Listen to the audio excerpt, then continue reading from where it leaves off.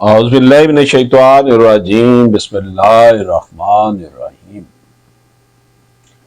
ناظرین کرام، ہم جنات کا قصہ آج ڈسکس کریں گے۔ اللہ تعالیٰ نے جنات کو حضرت آدم علیہ السلام سے 2000 سال قبل تخلیق فرمایا۔ یہ ذی روح اور انسان کی طرح عقل و شعور رکھنے والی مخلوق ہیں، یعنی کہ یہ ذی روح ہیں اور انسان کی طرح ان کو عقل اور شعور بھی ہے، مگر نظروں سے مخفی ہیں۔ ان کی تخلیق کا مادہ آگ ہے۔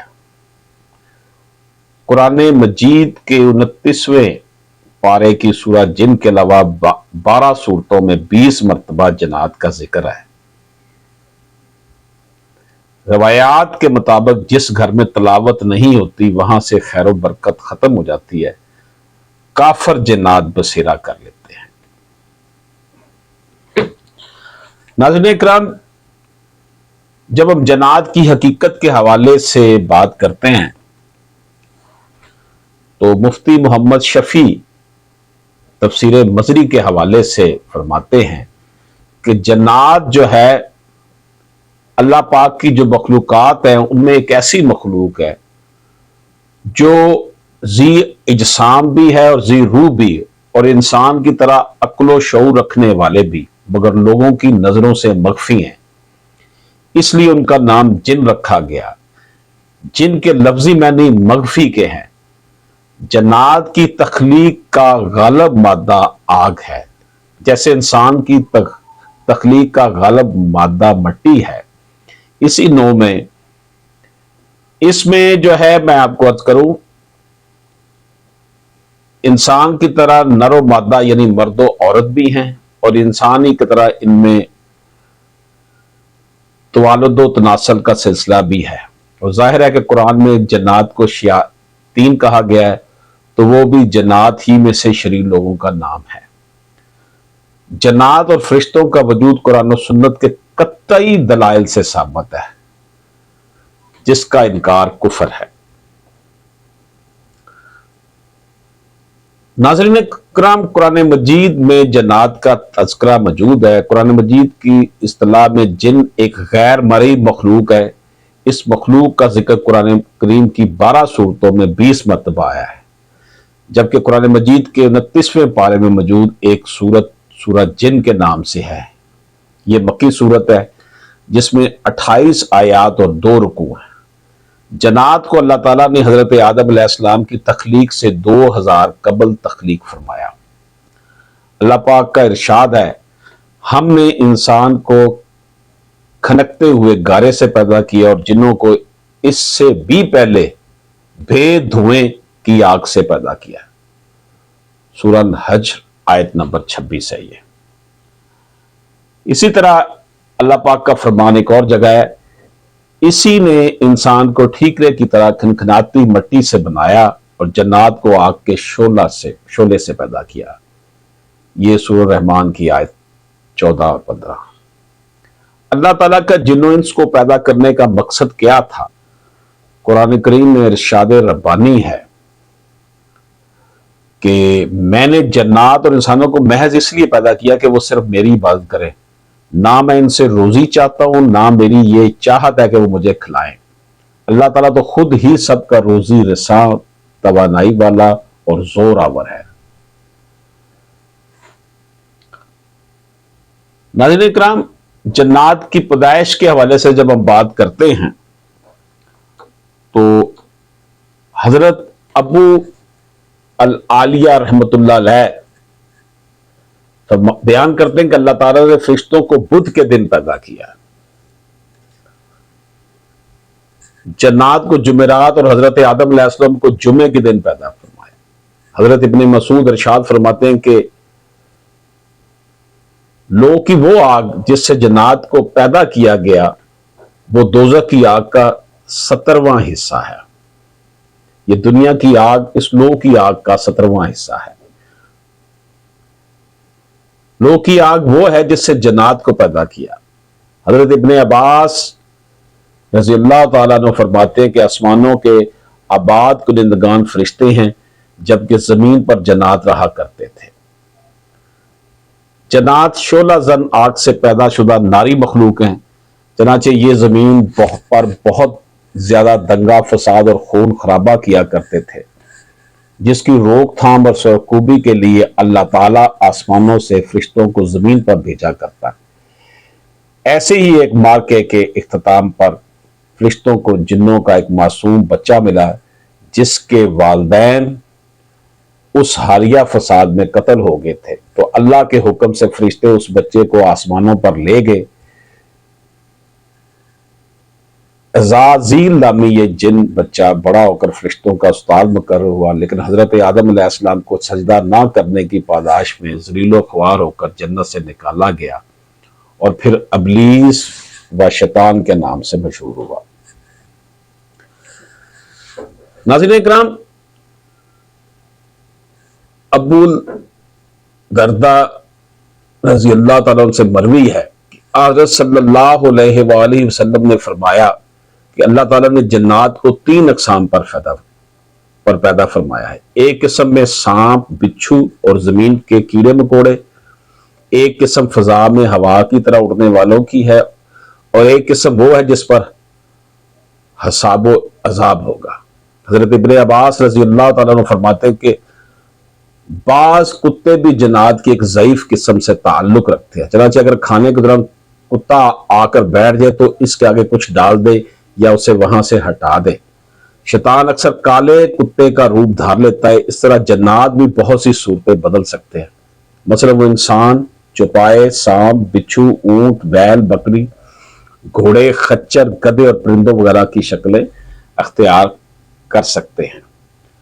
ناظرین اکرام، سورہ جن کی آیات 11 سے 15 تک کی تفسیر بیان کرتے ہوئے مولانا صلاح الدین فرماتے ہیں کہ جنات بھی متفرق جماعتوں اور مختلف اصناف میں بٹے ہوئے ہیں، یعنی جنات بھی مسلمان، کافر، عیسائی، یہودی، مجوسی وغیرہ ہیں، اور بعض کے مطابق ان میں بھی مسلمانوں کی طرح فرقہ بندیاں ہیں۔ جو جنات نبی پاک صلی اللہ علیہ وآلہ وسلم پر ایمان لائے وہ مسلمان اور اس کے منکر کافر ہے۔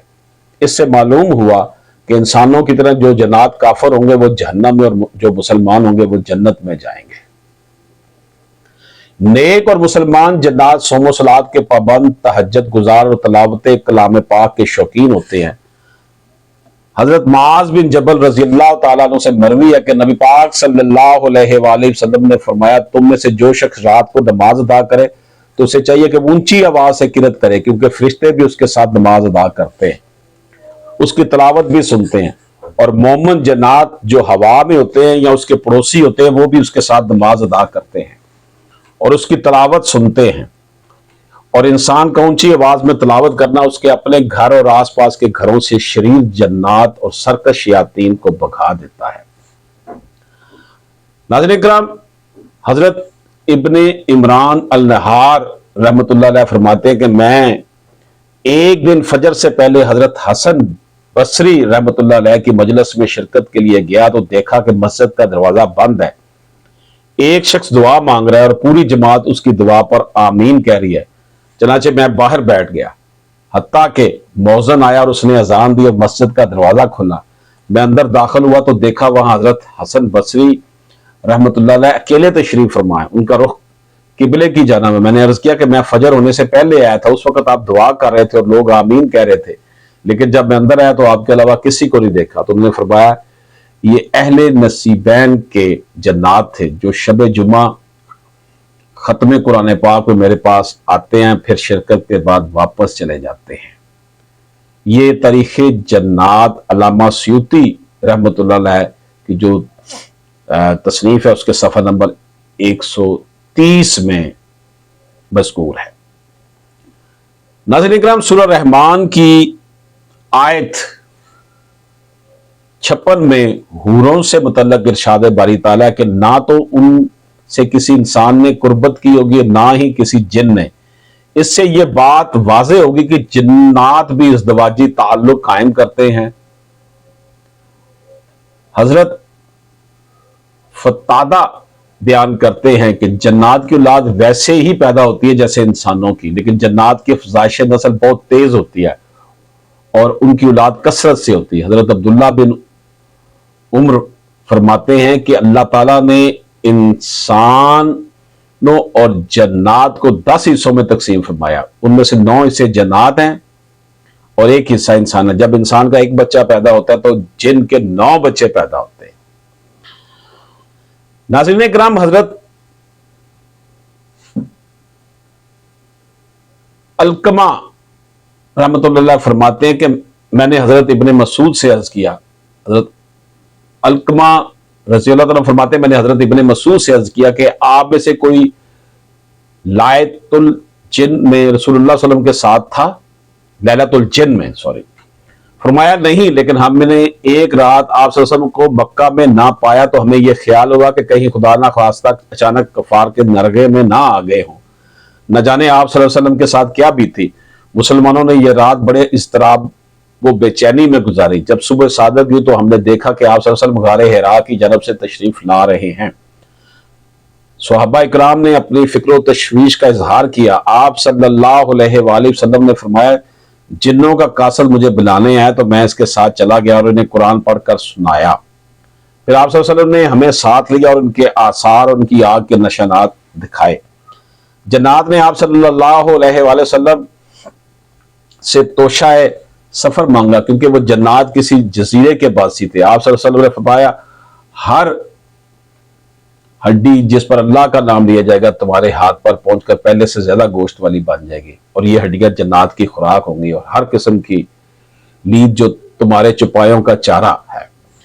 نبی پاک صلی اللہ علیہ وآلہ وسلم نے فرمایا ان دونوں چیزوں سے استنجا نہ کرو کیونکہ یہ دونوں چیزیں تمہارے بھائی جنوں کی خوراک ہے۔ یہ جامع ترمذی جو ہے حدیث اس کا 3258 نمبر ہے، اس میں مذکور ہے۔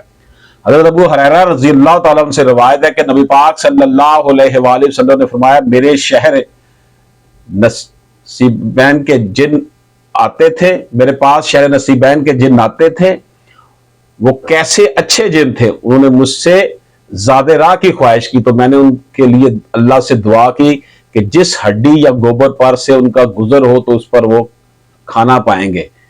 یہ صحیح بخاری کی حدیث ہے 3860۔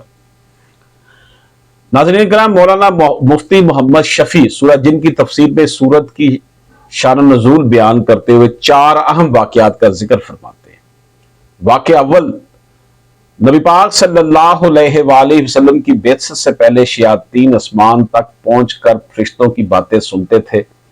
آپ صلی اللہ علیہ وآلہ وسلم کی بعثت کے بعد انہیں شہاب ثاقب کے ذریعے سننے سے روک دیا گیا، اور اسی حادثے کی تحقیق کے ضمن میں یہ جنات آپ صلی اللہ علیہ وآلہ وسلم تک پہنچے۔ اس واقعے کا ذکر سورت احقاف میں بیان کیا گیا۔ واقعہ دوم، زمانہ جاہلیت میں عادت تھی کہ جب کسی جنگل یا وادی میں دوران سفر قیام کی نوبت آتی تو اس اعتقاد سے کہ جنات کے سردار ہماری حفاظت کریں گے یہ الفاظ کہا کرتے تھے۔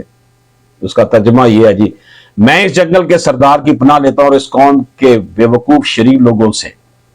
واقعہ سوم اس حوالے سے، مکہ مکرمہ میں آپ صلی اللہ علیہ وآلہ وسلم کی بددعا سے قحط پڑا تھا اور کئی سال تک رہا تھا۔ واقعہ چہارم، جب آپ صلی اللہ علیہ وآلہ وسلم نے دعوت اسلام شروع کی تو کفار مخالفین کا آپ صلی اللہ علیہ وآلہ وسلم کے خلاف ہجوم اور نرغہ ہوا۔